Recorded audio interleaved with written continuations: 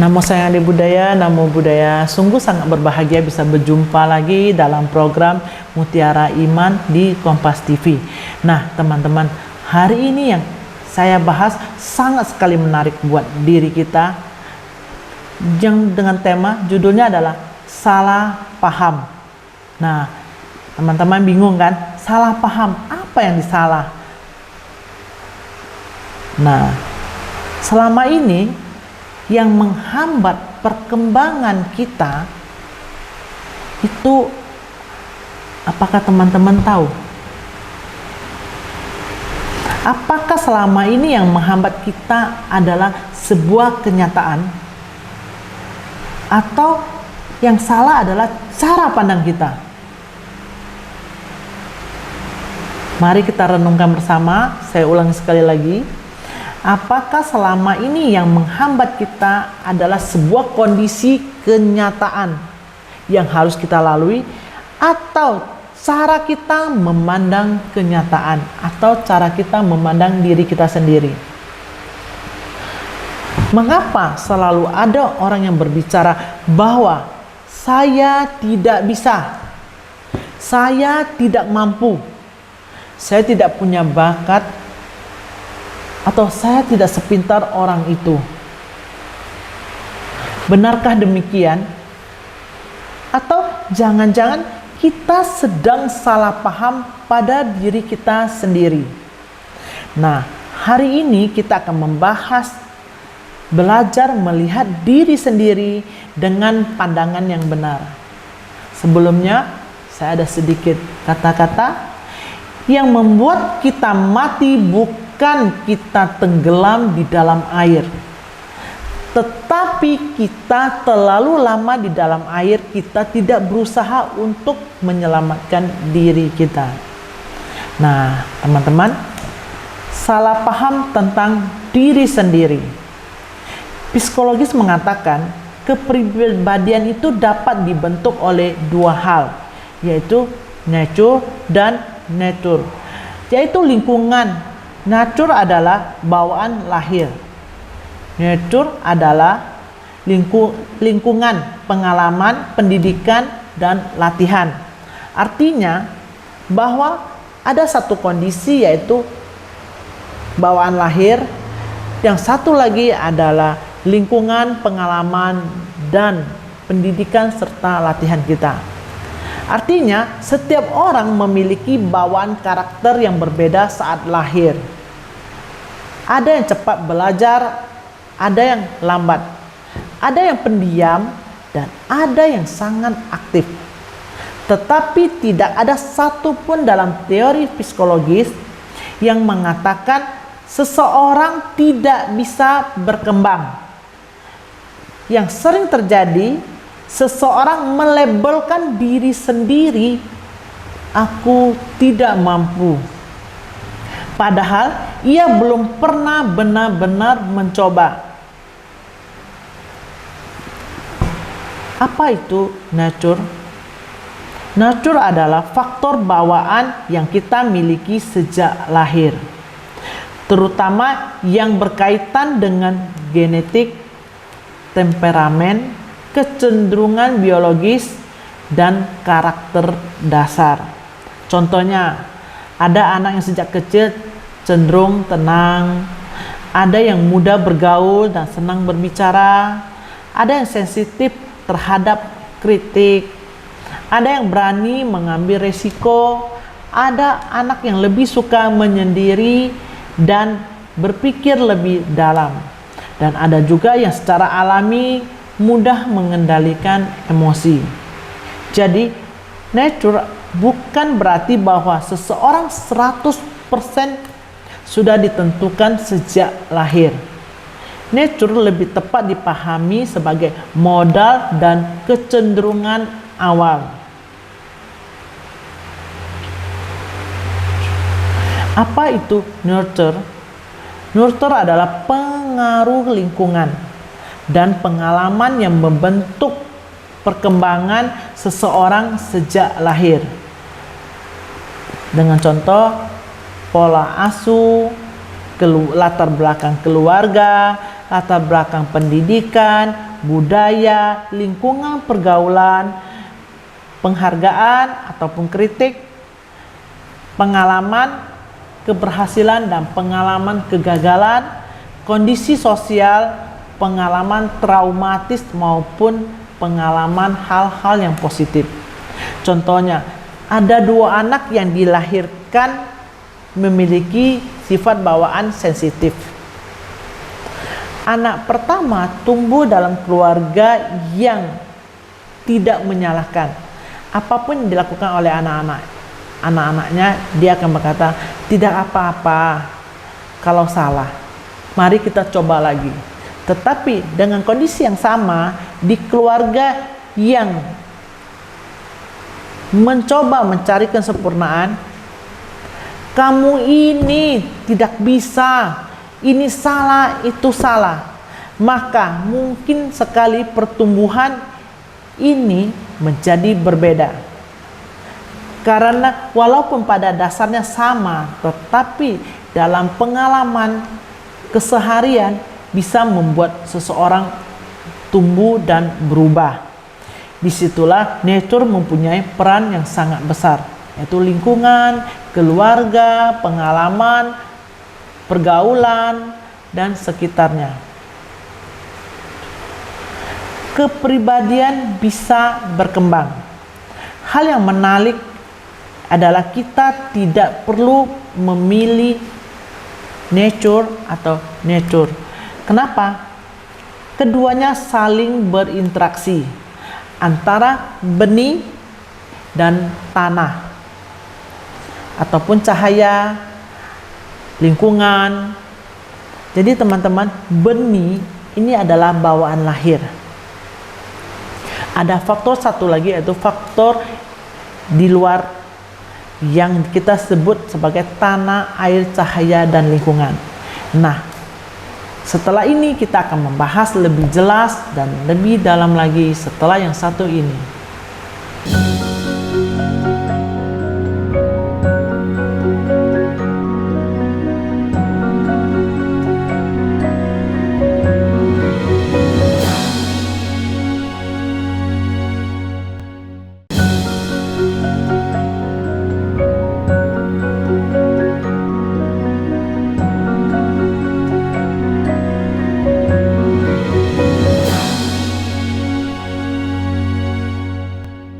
Nah, teman-teman, kita jumpa lagi. Kita membahas tentang 2, nature dan nurture. Nah, nature adalah benih, nurture adalah tanah, cahaya, lingkungan. Benih tertentu mempunyai potensi menjadi pohon. Tetapi bagaimana pohon ini bisa tumbuh dipengaruhi oleh lingkungan, cahaya, air. Begitu juga dengan manusia. Seseorang mungkin lahir dengan kecenderungan pemalu, tetapi berada di lingkungan yang mendukung dia berkembang, dia menjadi pribadi yang lebih banyak bicara dengan orang lain. Sebaliknya, seseorang yang secara alami percaya diri bisa menjadi keraguan yang terus menerus menjadi pengalaman, menjadi tidak mampu. Jadi bisa kita katakan adalah jika seseorang mempunyai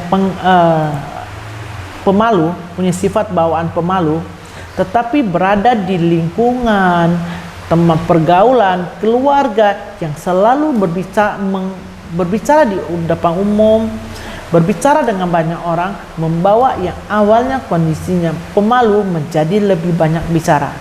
Sedangkan dalam kondisi di mana dia terus meragukan diri sendiri, tidak ada kepercayaan, tidak mendapat pengalaman untuk berbicara di depan banyak orang, maka membuat dia semakin tidak mampu.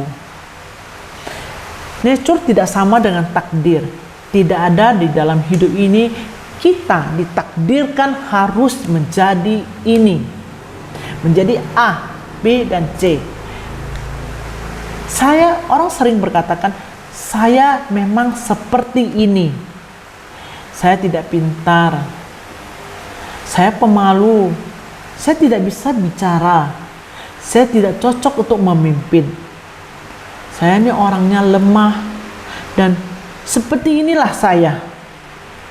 Padahal kecenderungan bukanlah berarti keterbatasan permanen buat diri kita. Nature mungkin memberikan titik awal, tetapi nurture memberikan pengalaman, pembelajaran, latihan, kesadaran untuk mengubah seseorang yang ingin berkembang. Apakah kepribadian kita dapat berkembang?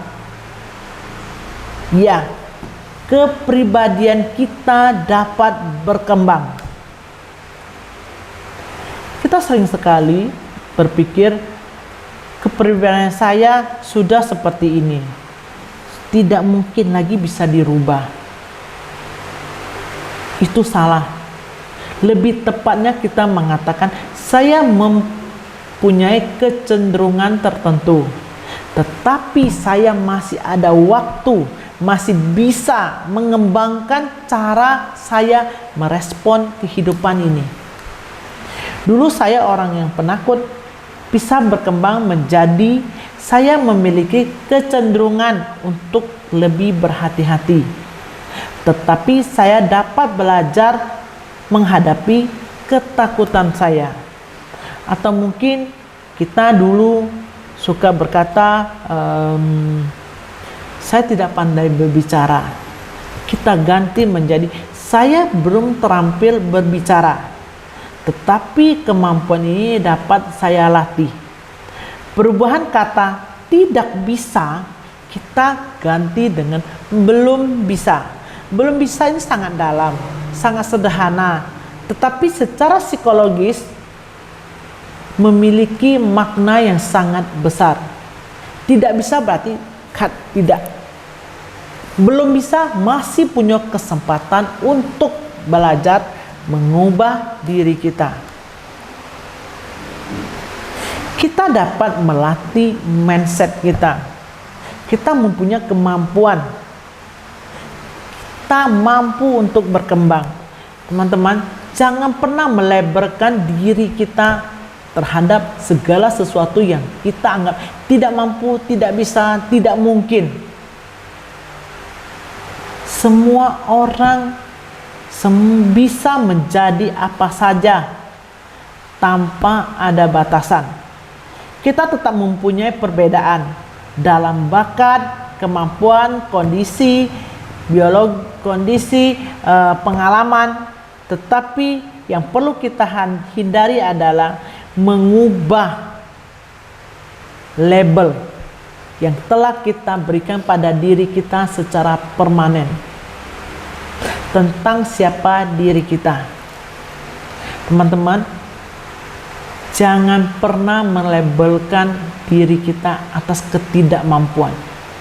Tetapi saya belum bisa, artinya kita bisa dengan latihan, dengan pembelajaran, dengan konsisten kita menghadapi segala sesuatunya, itu akan mengubah diri kita. Tidak ada yang tidak mampu dan tidak bisa kita lakukan selagi kita mempunyai kemampuan, keinginan yang dari dalam diri kita untuk merubah kondisi tersebut.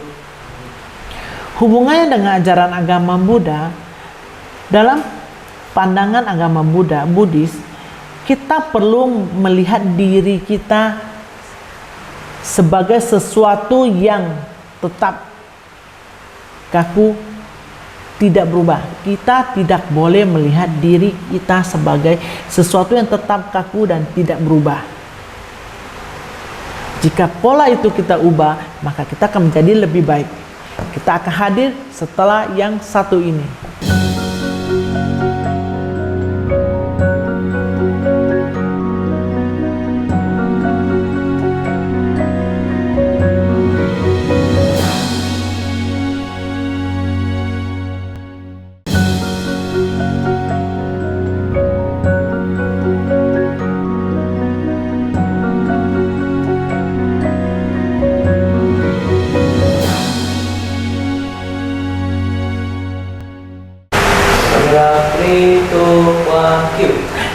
Teman-teman, kita jumpa lagi.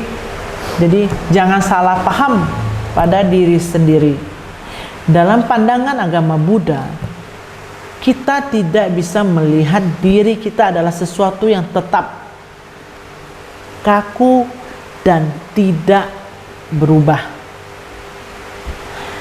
Ingat teman-teman, konsep anicca mengingatkan kepada kita segala sesuatu mengalami perubahan. Tidak ada satu pun yang tidak berubah. Pikiran bisa berubah, perasaan juga bisa berubah, kebiasaan kita bisa diubah, cara berpikir berubah, respon kita terhadap kondisi dan kehidupan akan berubah. Karena itu, marilah kita perlu berhati-hati ketika melabelkan diri kita sendiri. Jangan mengatakan bahwa saya adalah seperti ini, saya bodoh, saya tidak mampu. Bagi kita bisa mengubah kepribadian saya dengan pola yang telah berulang-ulang. Kita mengubah diri kita menjadi suatu kebiasaan dan identitas diri.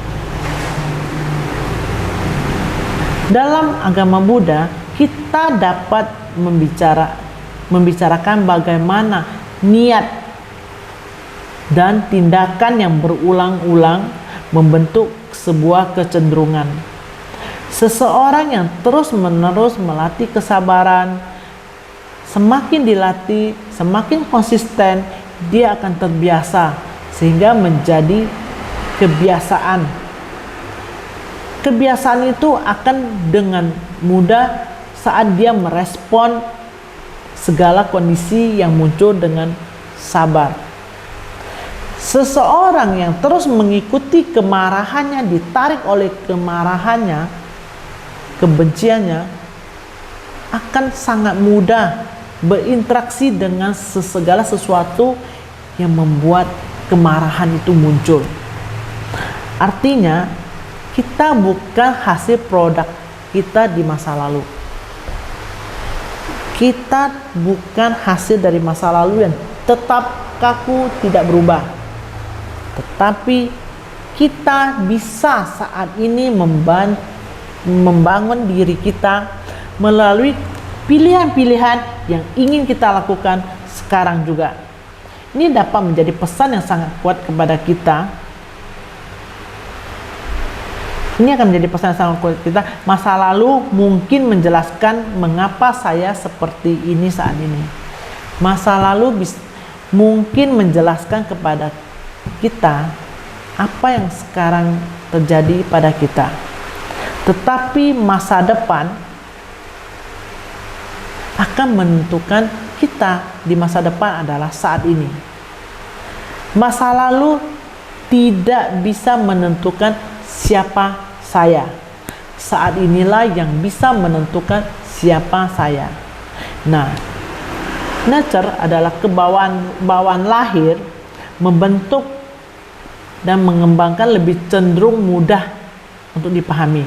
Tetapi kesadaran kita untuk terus berlatih, kita dengan sadar terus memberi kita kesempatan untuk bertumbuh, maka kecenderungan negatif akan berubah menjadi lebih baik. Jangan terlalu cepat mengatakan saya memang seperti ini. Bisa jadi saya bukan seperti ini. Melainkan pola yang selalu kita pelajari berulang-ulang dan dapat kita kembangkan di dalam hidup kita. Jadi teman-teman, kita tidak boleh terlalu melabelkan atas ketidakmampuan yang ada dalam diri kita. Saat kita melabelkan diri kita tidak mampu dan tidak bisa, maka kita tidak akan lagi bergerak, kita tidak akan lagi mencoba. Tetapi kita harus mempunyai kemampuan bahwa saya dapat berubah, saya dapat mengubah kebiasaan buruk, kondisi-kondisi yang tidak baik yang ada di dalam diri saya. Dengan latihan, konsisten, dengan berpandangan benar, kita dapat mengubah diri kita sendiri, tidak dibatasi oleh ketakutan dan kecemasan. Penderitaan sering muncul karena pandangan keliru. Penderitaan sering muncul karena pandangan keliru. Ketika melihat sesuatu bukan sebagaimana adanya, tetapi sebagaimana yang ada di dalam pikiran kita. Misalnya, saya gagal sekali, lalu muncul lagi, saya kok gagal terus. Padahal kegagalan itu adalah hasil perbuatan atau tindakan atau keputusan kita. Bukan orangnya yang gagal, tetapi keputusan kita yang diambil kurang tepat. Kita suka menyamai kesalahan dengan identitas.